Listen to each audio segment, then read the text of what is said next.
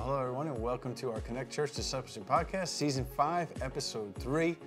This season, we're talking about our emotions and relationships, and in our current series, we're talking about our emotional health. We've kind of seen that God is emotional. He's created us with emotions, and last time we looked at what does it look like to use that in a healthy way. We don't want to be on the end of the spectrum where we're stuffing away our emotions. We don't want to be on the end where our emotions control everything we do.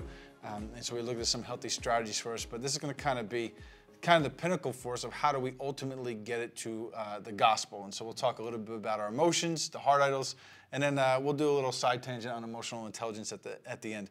Pastor Frank, thank you for coming back. Of course, thanks for having me. All right, we appreciate your wisdom in this series. This has been good. But here at Connect Church, we talk about heart idols real quick. Can you just give us a quick refresher on what are the heart idols and like why do we talk about that? So it's four. So it's comfort. Again, I'm just seeking to keep myself comfortable. And so again, we do that to, and even with emotions, right? Mask some of the things that are going on for the sake of my comfort. Approval. I just want approval either from others or from a job or from a significant other. And so we just seek out that. Control. And this is often where I land of like, I just want to stay in control so that I feel like life is okay, even when it's not. And then there's power, and I like to almost be in charge and use that for my own gain in a sense. Sure. And so, great.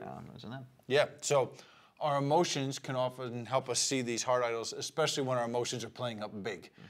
You gave the illustration in our first episode about like the gauges on the car, right? Like there are these indicators, and when we see like a drastic change in the gauge, like, oh, something could be going on here. And so, for example, if I'm getting angry, it might be a good time to say, is there an idol here? Doesn't mean there has to be, right? We might feel anger and there might not be an idol there, right? And we could take on the positive side, like happiness. Like we could have happiness and there could be a comfort idol, like, oh yes, I'm gonna be able to kick it and take it easy and not worry about anything and live for myself. Or it could just be, I'm happy because God's blessing me and working in my life, right? So it doesn't necessarily automatically mean there's an idol because there's a big emotion. But it's worth the conversation, right, for us to check and take a look at that and those kinds of things. So emotions give us the opportunity to kind of check this area of our lives, and community is helpful in this, right? Community can help us see blind spots. And so have you ever had someone else help you recognize a heart idol in your life? You don't have to give an example of what it was, but just like, have you seen that play out? Yeah. Well, honestly, I feel like more recently of just like, people have just spoken, I think, the right thing at the right time in my life, where it's like I just was drifting a little. So and so we talked about this last episode. That's a benefit of community, right? That others can help and speak to us in that. But I think a lot of times with our emotions, we see these patterns in our lives, right? You mentioned. You kind of hinted at like you tend to gravitate towards control. For me, it's approval, right? And so I kind of know that that's a repeated pattern for me. And if I think about the emotions that I often feel when I'm yearning for approval, right? I could kind of recognize that pattern. Like if I'm feeling a sense of fear or dread about a decision, like I could begin to recognize, because it's happened so many times, like, oh, I'm really worried about what this person is going to think. You brought this up good in one of our previous episodes. Like, if I can't name my anger, like that's a pattern, right, for me now, because I'm worried that other people are going to think I shouldn't be an angry person or I shouldn't get angry, right? And so if I know that and I recognize that pattern, then I could stop and say, okay, what is true in the moment? And I could actually get myself to the gospel using the emotion for that, right? If for me with approval, I can stop and say like, hey, I'm worrying about this decision. I'm worried what so-and-so is going to think, but wait a second, my approval comes from Jesus. What's Jesus going to think? What's he saying? How is he demonstrating his approval for me? And so once we begin to do that, we can go back to what you actually said in episode 1, that emotions are actually a good tool for us, and it can help us in that. And so have you seen any of those patterns in your life where you feel certain emotions and you realize it's pointing to a heart idol rather regularly? I think that's the difference between of what you're looking for in community, all that you just said, and it's important, I think, to spotlight that again, of like good community sees this and points you back to God. And so that's the kind of community that you're looking for in this. They see those things and they call it out gently and kindly and all those things, but they help you. And I think so much of like we view community or friendships as just like have a good time and those kinds of things. But good community does this. So Absolutely. So yeah, I think for me, I just feel anxious when I lose control, and like I didn't get enough done on my to-do lists. There's not enough time in the week to get everything done I need to, and then I just begin to feel anxious, and it's because I'm losing control. And I really, honestly, more control or trust in my own ability to control my schedule, get things done on my time, than I do that God is working beyond that and like everything's okay. And when I forget that, I often am anxious. It's good. So when anxiety is playing big, that's a good sign for you, right? And so I'd encourage each of you watching, like, begin to think through that in your life. Like, what would maybe be the pattern? Begin to recognize it in those ways. And so how do we move to the second step of that? Like, it's great to recognize it, right? Like, oh, approval, control, great. But how do we actually preach the gospel to our emotions? What might that look like practically? So practically, it is, again, I think of like, one, God is in control, but it's also, and I'm thinking like maybe there's approval mixed in it too, because it's like, if I don't get this task done, everything's okay. Yeah. Like, and this is going to be a really like dumb practical example from my life, but like, I'm very regimented, so it was like in the height of the spring, like my lawn needed to be cut every 4 to 5 days because the grass was too high, and if not, like I would lose control of it, you know? But I learned, like, is cutting my grass that regularly more important than giving that hour and a half to my kids when my life is busy? Probably not. Yeah. And so, but it was a struggle, right? Where I'm sitting there playing with my kids, and I'm sitting in the grass that I didn't cut, and I'm like, it's like, look, man, you don't have to control how your grass, like, at the end of the day, my kids aren't going to look back and say, like, the grass looked beautiful. They're going to look back and say, wow, Dad sat and played with me. Yeah. But again, in my head, I'm like, I'm losing control of my yard, and I'm losing control of life. And it's like, no, I'm not. Like, God is working, and he's moving. And honestly, he probably values me doing this more than how my lawn looks. But again, it's a process of, like, even once you begin to do the right things, those inner feelings aren't going away. I'm still dying on the inside, you know? So, yeah.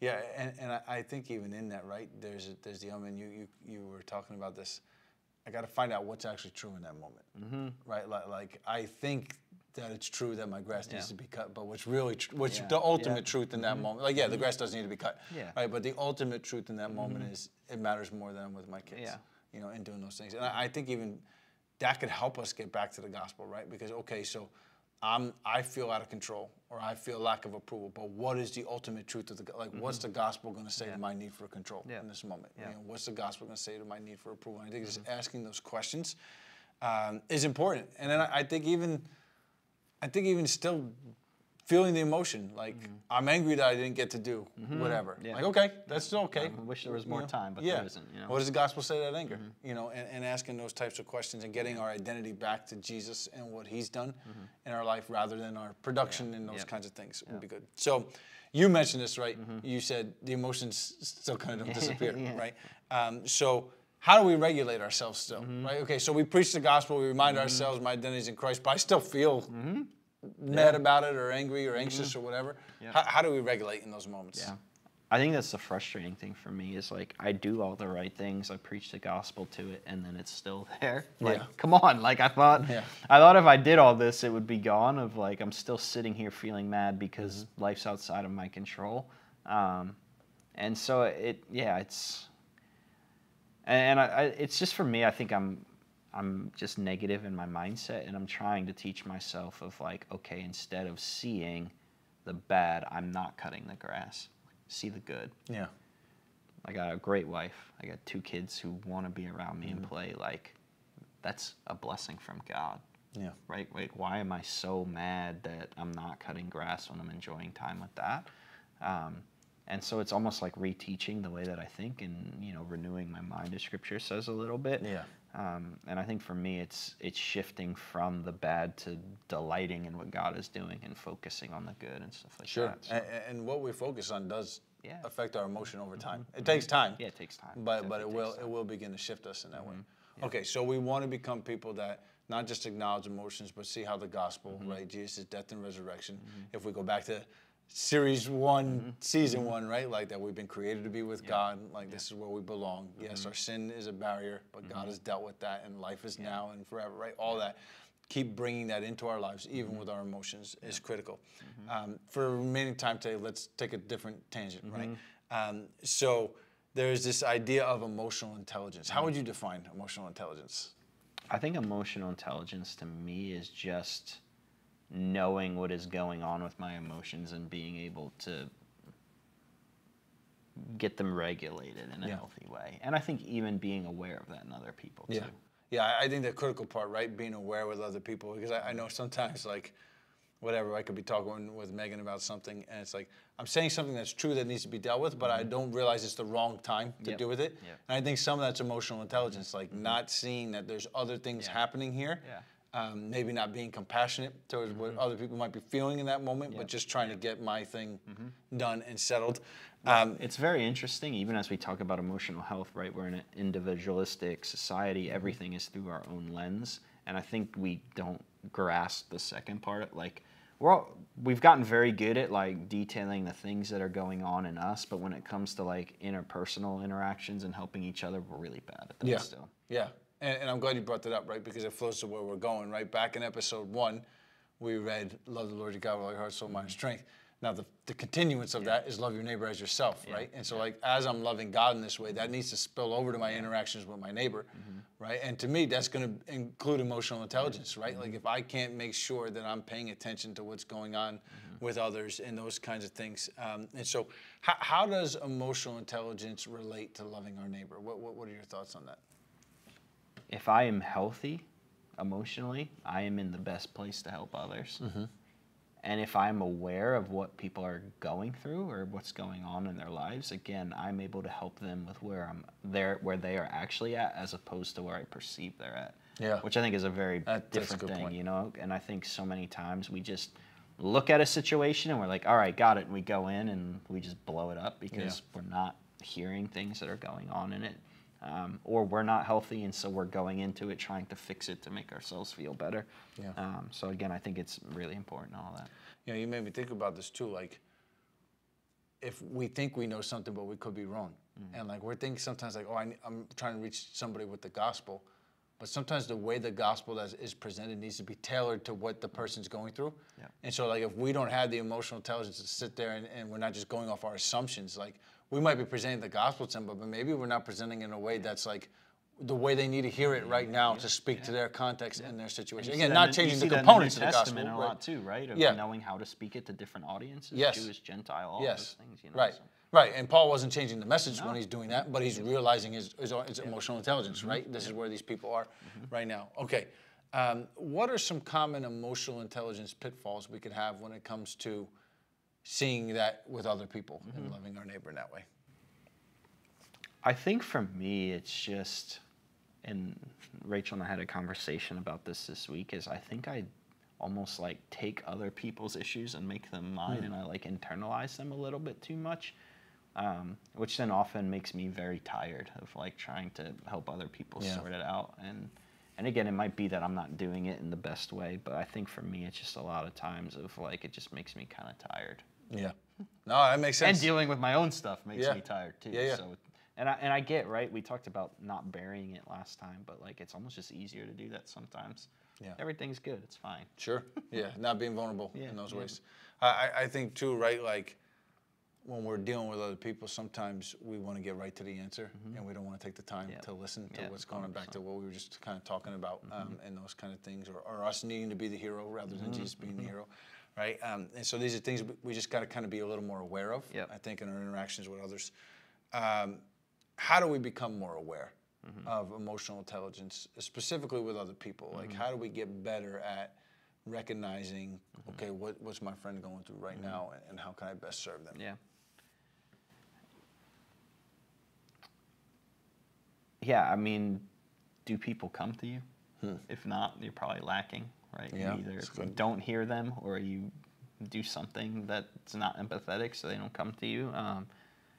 Are you so like just buried in your own problems that you're unaware of other people's stuff, of like of like, do you stop talking enough to let other people, you know, I'm like, a lot of times it really just revolves around us and just the way we interact with people. And so I would say ask somebody, like, do you feel like I'm somebody that you could go to, or safe space to process things with, etc. And if not, you know. Good. Awesome. All right. So we hope that this series has been helpful to you and that there's some actionable steps that you could take to be more emotionally healthy. I know there's a lot of room for growth in my life in this, and so this is a good spot. Don't go any further in the pipeline. Go meet with your disciple. You'll abide together in Christ. You'll talk about this stuff. You'll talk about gospel coaching in this area, and we hope this has been helpful to you. I just realized I did not put a get to know you question in here for this episode. So I'll say this, so they get to know me. One of my favorite quotes of all time fits into this, from Pete Scazzaro: "Emotional health is spiritual health." When I heard that, it totally changed the way that I viewed emotions and how it tied into my relationship with Jesus. So, favorite quote right Awesome. Perfect. It's a good question. I might use that another time. But also, that's really good and ties in. I love it. So let's go ahead and ask the Lord to help us to be more healthy emotionally. We'll see you in the next series. Take care, everybody.